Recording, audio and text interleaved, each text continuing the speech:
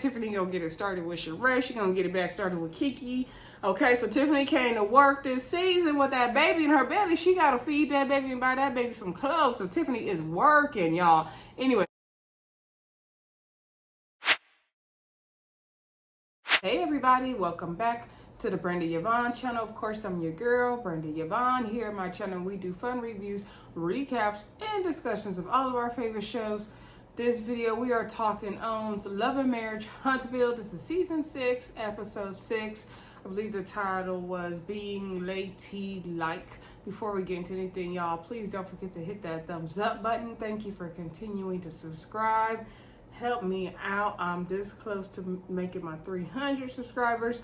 Ultimate goal, of course, is 1,000. So I would appreciate any support with that. Okay. Also, comment down below. Let me know what y'all think of this season of Love and Marriage Huntsville. It's, it's doing something, Looks like they're going to have a Love and Marriage Detroit, though. Y'all see them commercials? I wonder who's going to be on there, though. I'm kind of interested to see that. I'm real interested to see that. Also, share the video where y'all like to share videos. Tag me on Twitter at Brenda Yvonne if you like to share your videos there. All right. That's where I share these YouTube videos, by the way. So that's a great way to let me know that you watch the video if you don't want to comment on the video. All right, let's get into the episode. Sorry I didn't come down with the video Saturday night for y'all. I had intentions to. I don't know, lately I've been getting tired on a Saturday night, okay? I've been getting tired. And I had to fix my hair. That's another thing. Anywho, let's get into the episode. So the episode starts out with Mel going over to visit Tiffany. She's like, Tiffany was real turned up at the spa day, and she's pregnant, and she was getting mad, like she's gonna pop that baby out any minute now. So she wanted to check on her and invite her to the tea party, etiquette party that she has coming up, right? So Mel goes over there. She gives her some kind of gift because she's pregnant and expecting a baby. And she was like, yeah, it was good to see you at the spa day, but I just feel like, things were kind of left. It was a bunch of F-bombs and there was a bunch of B-bombs and a whole bunch of curse words. And, I was just not there for that. I don't do that kind of language. I don't do that kind of talk. And that's not what I'm here for. That's not how I want to represent myself. That's not how I want to carry myself. And so she said, so I'm having this tea party. So Mel's having this tea party to do etiquette, things like that. And so she wants Tiffany to come. She can bring a +1. Tiffany said she was surprised to see Mel at the spa day event because it was Tisha's event and see, that they're moving forward. Tiffany was like, yeah, I left that thing with my blood pressure running high. She said she can't believe that she let Keke bring her down to her level. I said, ooh. But I ain't mad at this Keke versus Tiffany beef. I ain't mad. Let the new girls duke it out, right? But Tiffany, I'm gonna need you to not be with the rah while you got a baby in the belly. Like, girl, you doing too much. Like, you should have showed up for work last season.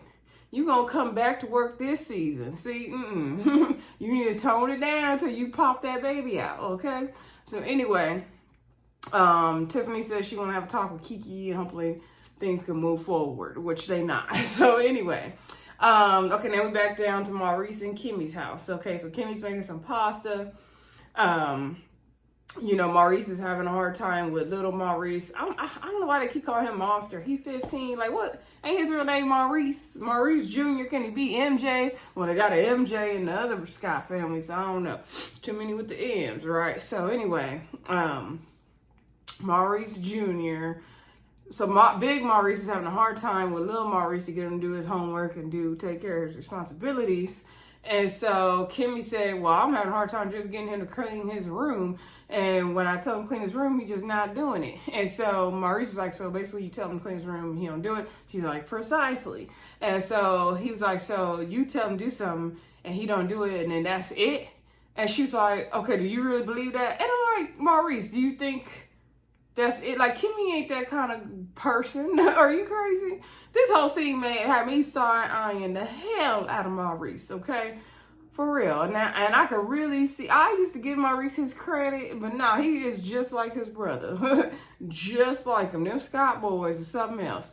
So anywho, he was like, if you tell him to do something and then, you need to just, go ahead and enforce it more on him. And she's like, well, that's where you need to come in. She's like, I feel like you need to reinforce what I'm saying. Like if I say, hey, clean your room, and he doesn't do it, then you come alongside him and say, hey, she told you to clean your room. What's going on? And he said, well, no, you need to go ahead and take care of that. Like, you need to go ahead and take whatever disciplinary action you need to take with him. But she's like, but you're the father. And I'm thinking the same thing. I was sitting there like, do Maurice not know he this boy daddy? We not talking about Jalen, right? We talking about little Maurice. You his daddy. So why aren't you reinforcing the discipline, Maurice? I was like, what the heck is going on here? So anywho, he was like, oh, I feel like, this started with the whole thing with you and Kiwa, how do you say her name? Kiwa, and you, because you guys had your issues, then you don't feel comfortable fully disciplining him, and that's the issue. She's like, that has absolutely nothing to do with that. And I'm talking about you need to discipline him. And she was like, plus, like, people don't feel comfortable with other people disciplining their children in a certain way. And I want to make sure that Kiowa is good with, me disciplining her child and reinforcing the rules. She feels like Kimmie's like, Lil Maurice is more so going to follow the rules that you and Kiwa, how do you say that damn girl's name?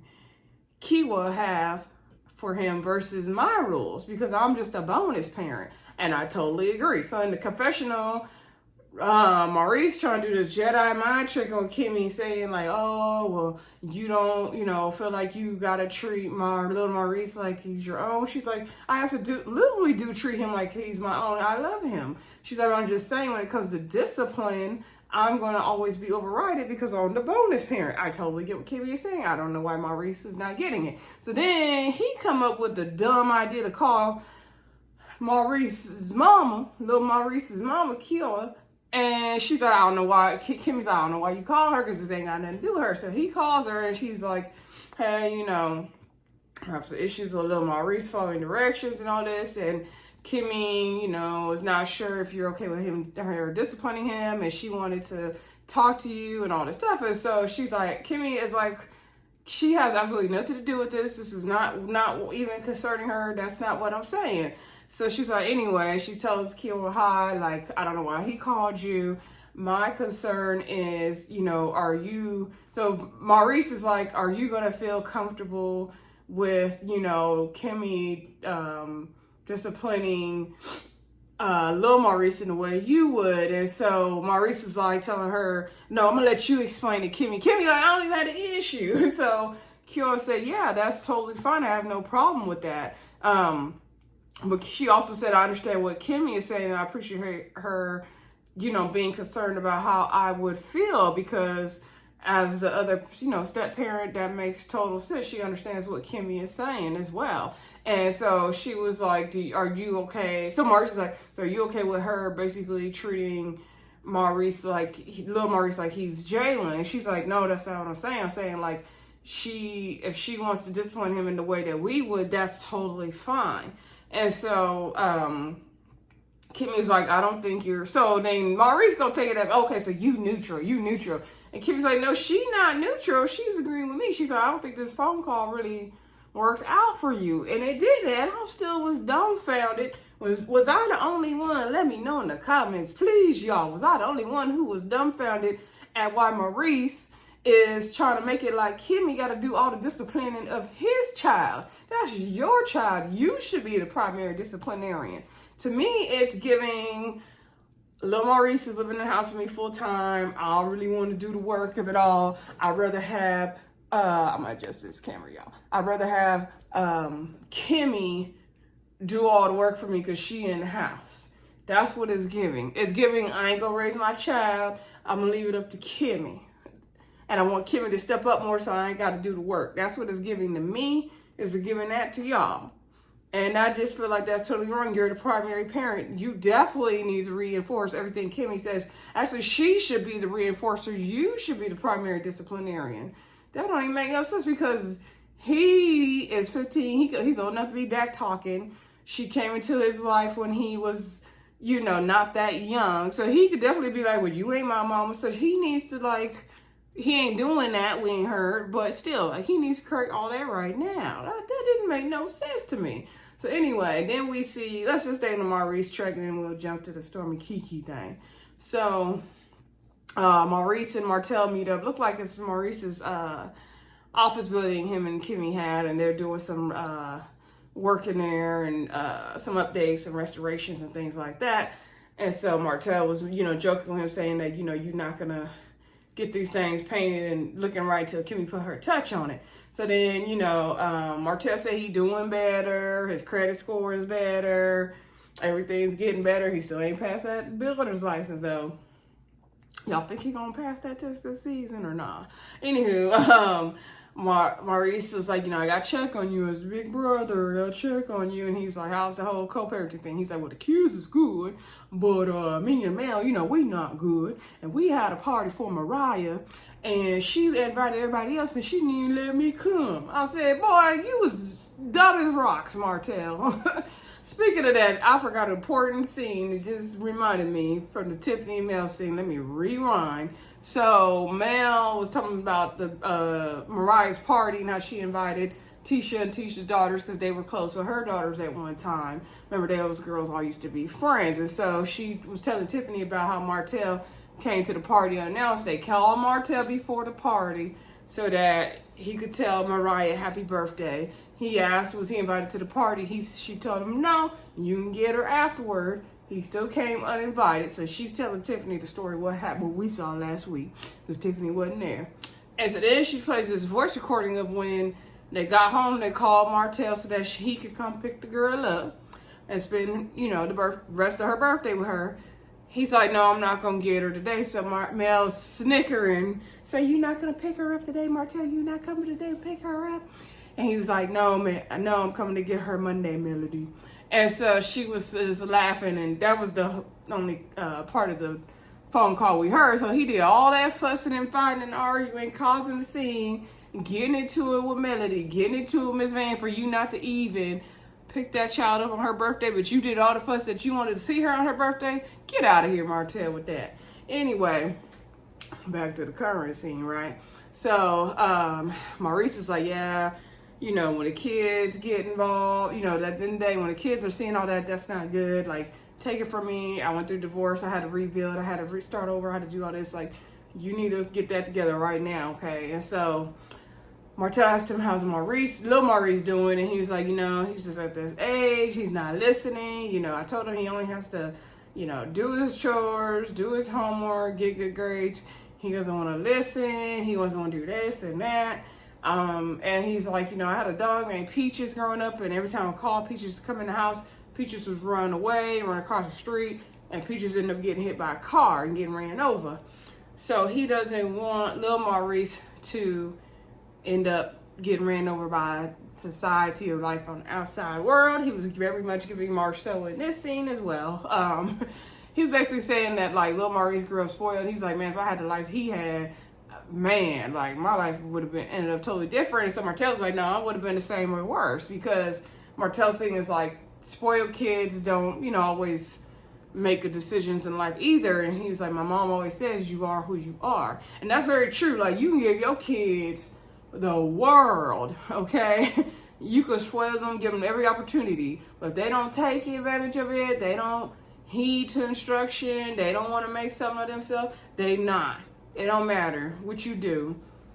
You give them $100,000 today, they can blow it tomorrow. Like, it doesn't matter. You can put them in the best schools. You can do all this and all that. It doesn't matter. Trust me, y'all. I have very, very, very, very close family members that I see that we know this happened to. Okay, the mom spoiled them rotten. Okay. And they did not make anything of themselves. But, not to say they're not good people, but that's just life. You can't give your kids everything and expect that they're going to become a success because you gave them every opportunity and resource. It don't work like that. They got to want it for themselves.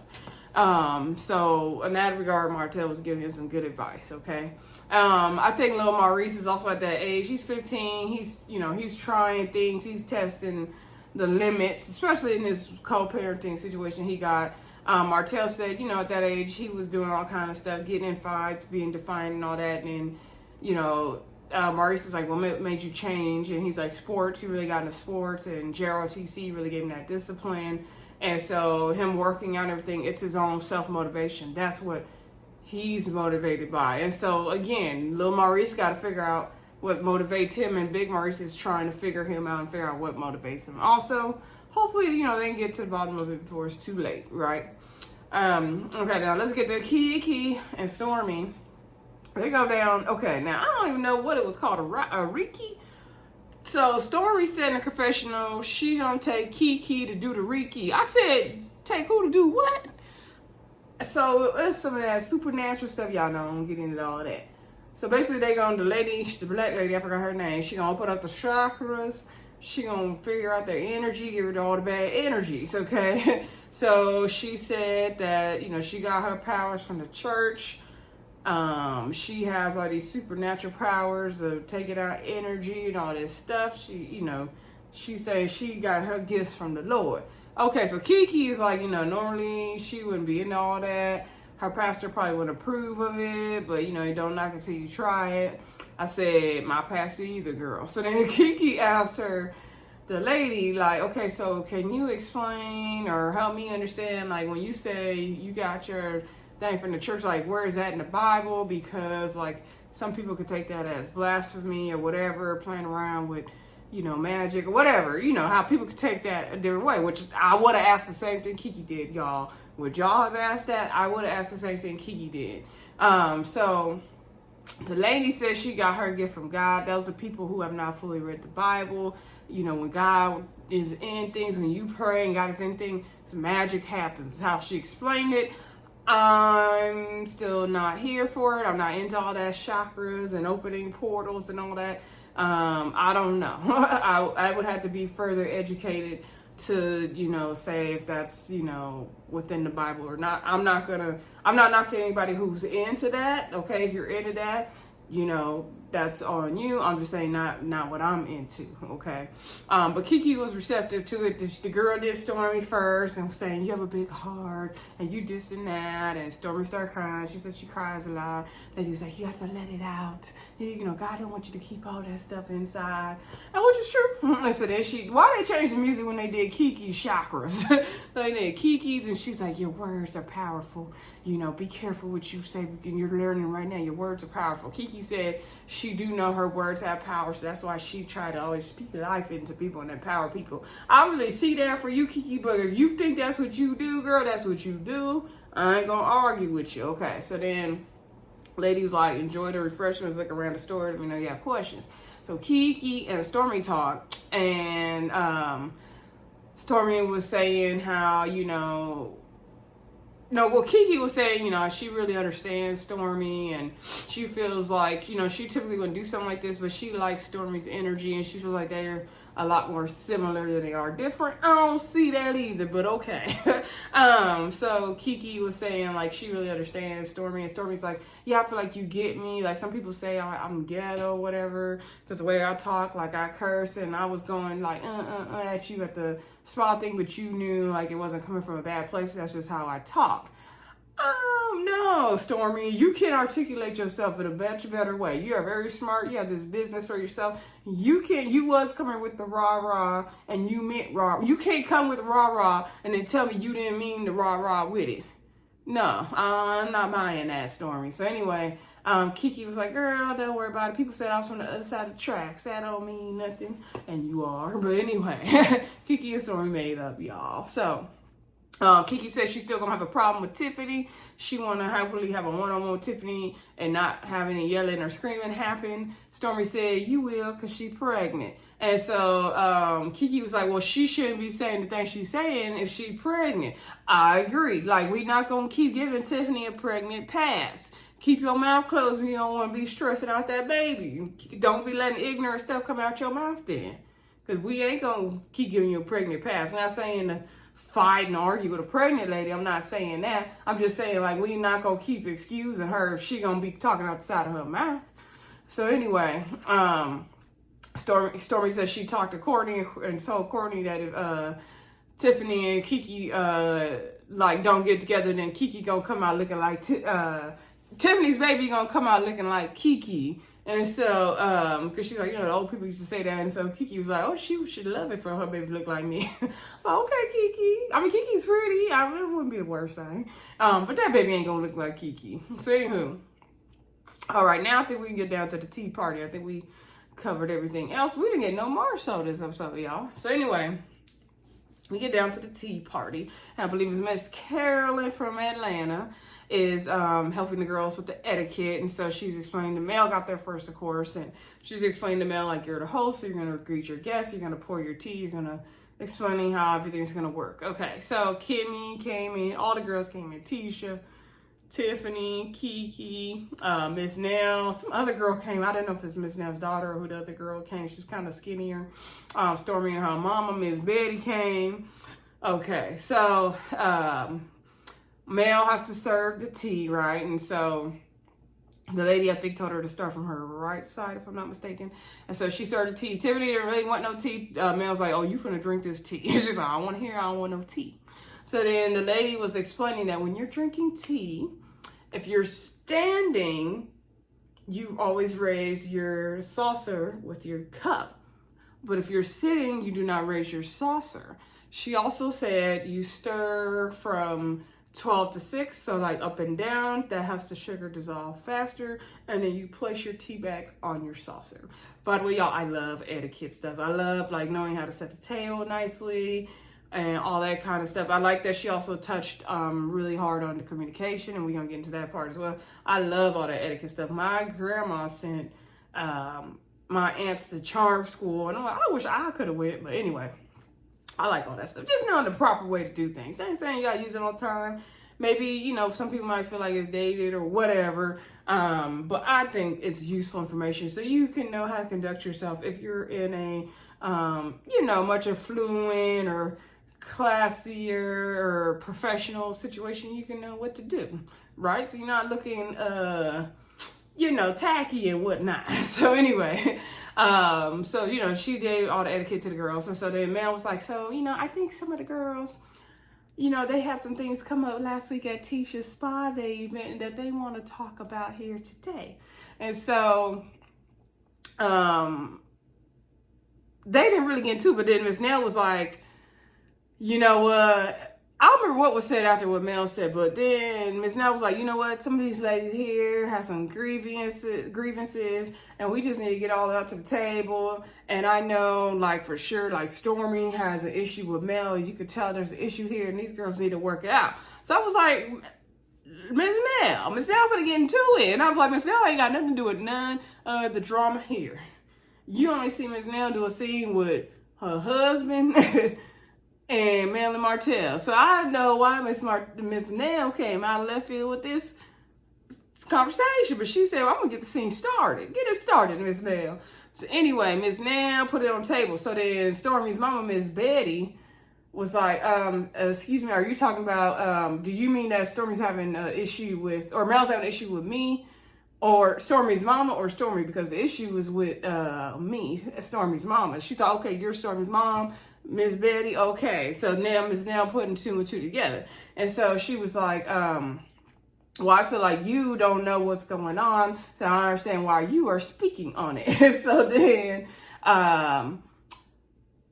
Miss Nell was like, excuse me, what you say? And so she's like, you don't have any clue what's going on, so I'm not sure what you're speaking on. She's like, yes, ma'am, I don't have a clue what's going on. I didn't say I did. I'm just saying we need to put the issues on the table. Okay. Oh yeah, Stormi, I know why Miss Nell got it started, because Stormi said, Stormi was just talking about her communication style, so they wasn't talking about nothing. Stormi was saying that she's a person that like to cuss, and she feel like it's okay to cuss, and that's just how she get her point across. She just like to do it. So Miss Carolyn said, well, a person who likes to cuss a lot, that means they don't have much of a vocabulary. I said, speak on it, okay? Now, I'm not saying, you know, we should watch our mouth. We should try not to curse. I'm not saying I don't curse and I'm perfect. I've cursed on here. So I'm trying to work on it. God not through me yet. But if all you can say is a bunch of curse words, to hurt somebody or to get your point across, and you don't have a wide vocabulary. I agree with Miss Carolyn. Let me know what y'all think in the comments though.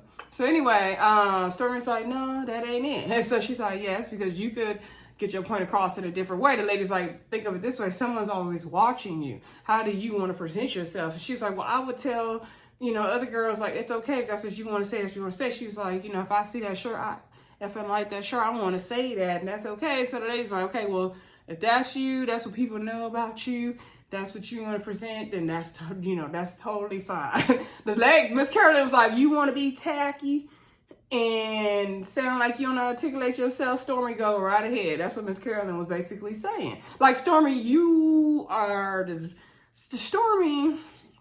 I'm gonna get a little soapbox real quick, y'all. Stormi blows my mind because, when Stormi first came on this show, we didn't really like Stormi because she was, being, Mel's pit bull, in my opinion. She was getting into all the mess. Then, she cleaned up her image real quick. We saw her estate, we saw her business, we saw her family. I was like, okay, I like Stormi. Stormi's about her business. But then I don't like how Stormi, she want to be with the rah, rah, rah, but they say you not with the rah, rah. Like, I want Stormi to fully, I'm not saying like you got to speak so proper or none of this like that, or Stormi not be herself. Like, I get it, and I'm not saying she's ghetto. I know people said she sounded ghetto in the beginning, and I probably was one of the people that said the same thing. Just because you from a particular part of the country doesn't mean you sound ghetto. I know sometimes I sound like I talk with a twang, guys, make me ghetto, right?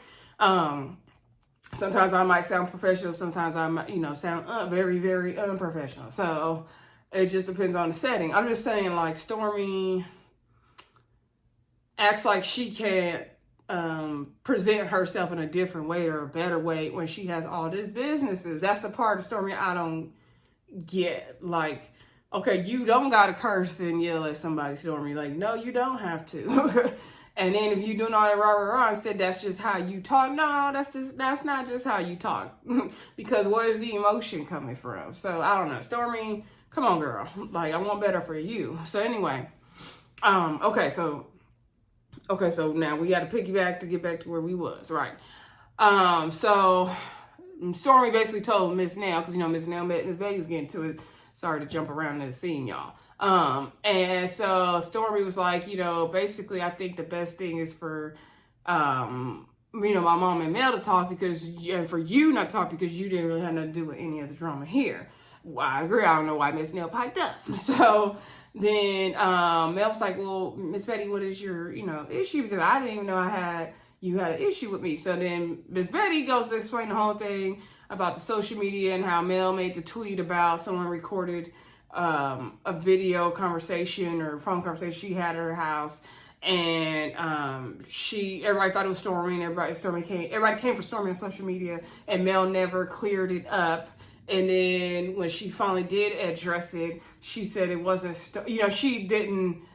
she said it wasn't, I forgot what Mel said, but basically she didn't directly say it wasn't Stormi, and Miss Betty didn't like that. Miss Betty didn't like, she don't like Mel, she don't see it for Mel. And then the part where she tells Mel, I'm finna shut you down right here now, shut up, to me felt out of place. Like, I watched this episode like 3 or 4 times now, and I was like, okay, let me see, what led up to that. It felt out of place. Like, they chopped the scene up real bad, in my opinion. Was that just me? Let me know in the comments, y'all. So anyway, Miss Betty told her, like, you could have, directly cleared it up and said for sure it was a Stormi instead of, making it seem open. And she basically didn't like how Mel handled the situation. So Mel was like, are you talking about before or after I said, deleted the post or said it was a Stormi, whatever? And so I think she said after. So anyway, Mel apologized for the tweet. She's like, I apologize for the tweet if you didn't like the tweet. And so, all right, Stormi now, Letitia was looking like, it ain't me tonight. Because Stormi was sitting there just letting her mom do all the talking. She was playing with something, fidgeting with something, looking around. I was thinking, like, Stormi, are you going to ever intervene? Like, basically, Miss Betty fighting Stormi's battles. And where's Miss Wanda? Like, Miss Betty cool and all, but where's Miss Wanda, okay? That's what I want to see. Miss Wanda should have been down to the tea party. That's what really been entertaining. Like, this Miss Betty, I don't know.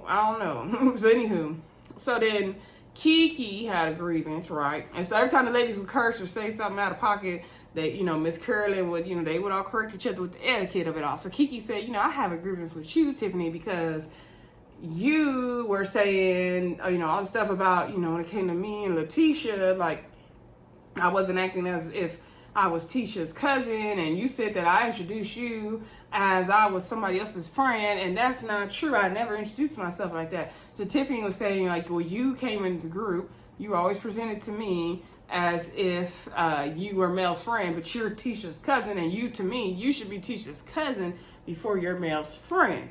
Okay, logic.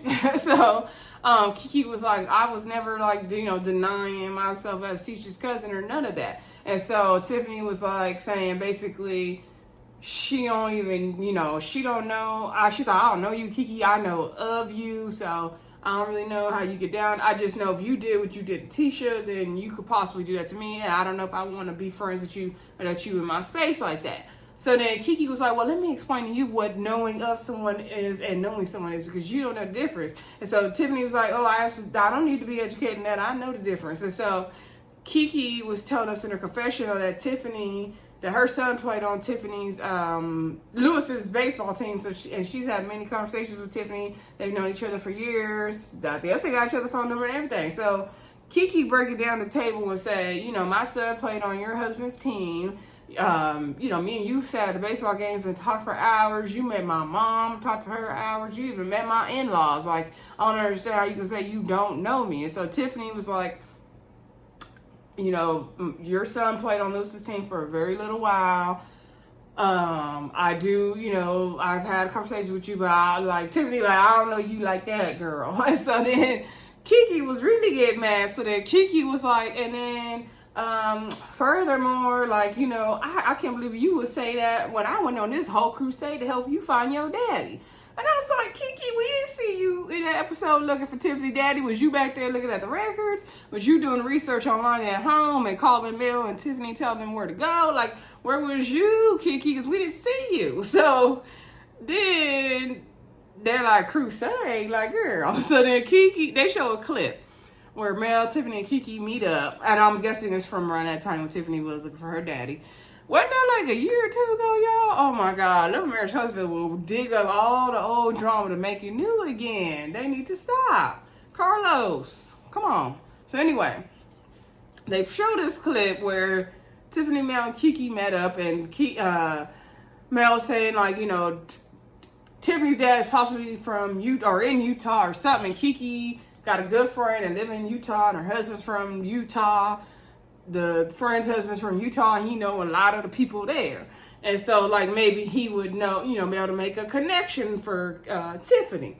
That's all we saw, okay? So, now to me, that's not a crusade to look for nobody daddy. So, Tiffany was like, what? Because you made one little connection? Like, girl, what? So they was like, did you follow up with her, though? Did you bring her more information? Like, Kimmie was like, did you follow up with her or no? Did you call her? And then Tiffany's like, did you call me, about it? Like, what? So she's like, no, I didn't have to call you. Like, you should call me. It's not my daddy. You looking for your daddy. You should have called me.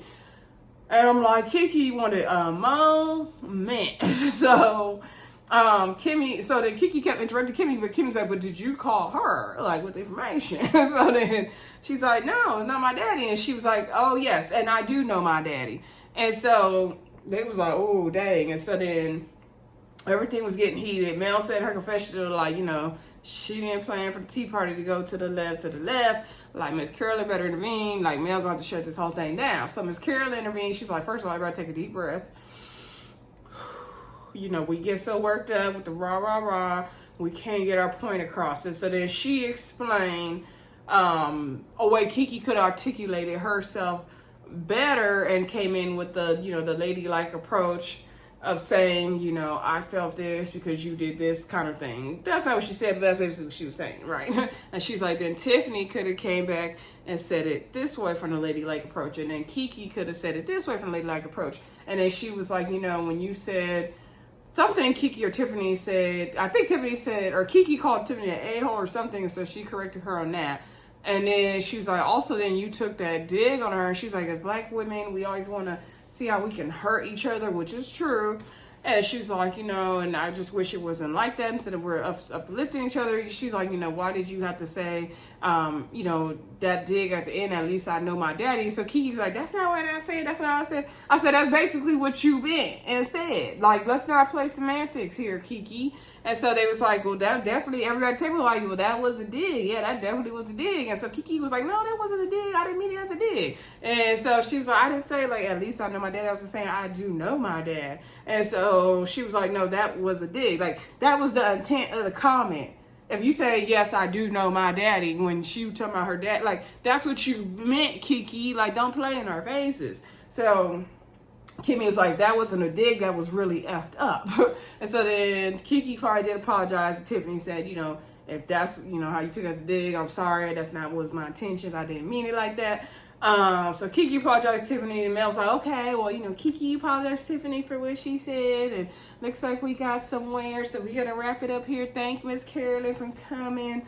I was like, they didn't get to the bottom of nothing. And Keke and Tiffany still going at it next Saturday, okay? So we're gonna talk about that next week. Anyway, Mel wraps up the event, she gives them all gifts, and that is pretty much where the episode ended. Y'all, looks like next week we're gonna have charade. Tiffany gonna get it started with charade. She gonna get it back started with Keke. Okay, so Tiffany came to work this season with that baby in her belly. She got to feed that baby and buy that baby some clothes. So Tiffany is working, y'all. Anyway, let me know what y'all thought of this episode. Don't forget to like, comment, subscribe, and share. And I'll talk to y'all soon. Bye.